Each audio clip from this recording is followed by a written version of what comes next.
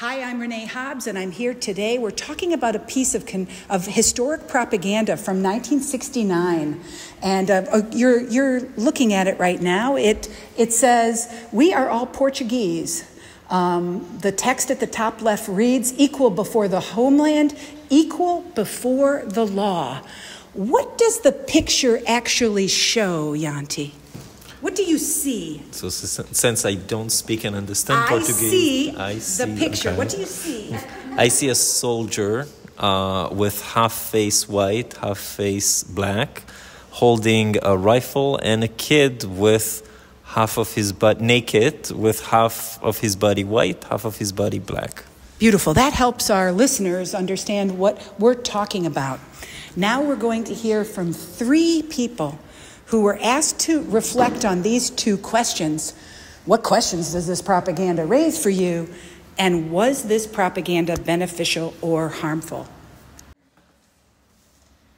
So regarding the question, was this propaganda beneficial or harmful? We have to consider for whom it is beneficial or harmful. So, for instance, if we think about the regime, so it is indeed beneficial to propagate the ideals of the regime, right? That we, Portuguese, as a nation, we are all equal. But if you think about the people, especially in the Portuguese colonies at the time, it is very harmful for them. So when we are looking at a propaganda, we always have to look regarding all the different sides. So once again, target. So what is the target audience? And then we have to consider not only one perspective, but many different perspectives. And I think that's one of the keys regarding media literacy and propaganda.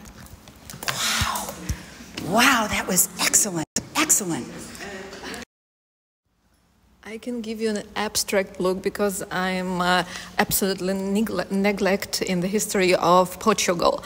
But what I see a picture with a rifle, and it caused fear in me.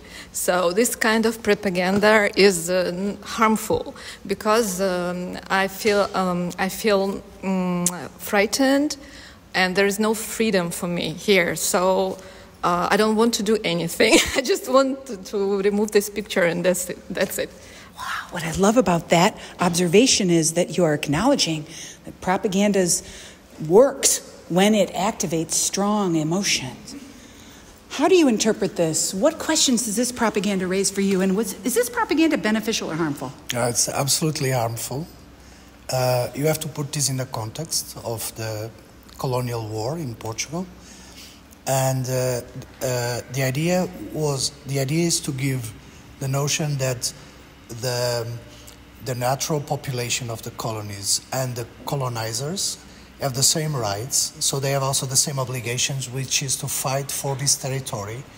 And this is a totally double-bind message, because this is trying to convince the locals that they should fight against themselves. So this is it's a brilliant piece, I would say, of propaganda. And there are 2 questions that I would spot here that are problematic. One is the differentiation between black and white, which is not true. We know now that there are not black and white people. What we have is a nuance of colors, first. Second, you have a child with a gun, which is a message of you as born in this territory, you have the right to be equal, so you have the duty to fight against the ones that want to liberate this territory. So it's really brilliant, but totally perverse. Whoa. Wow. Beautiful, beautiful. This activity helps us understand the importance of context. Propaganda can't be understood apart from its context, but we understand when we interview younger people, middle-aged people, and older people that we each have a context. None of us are in 1969 interpreting it in its original context. We're all interpreting it in the context of our lived experience.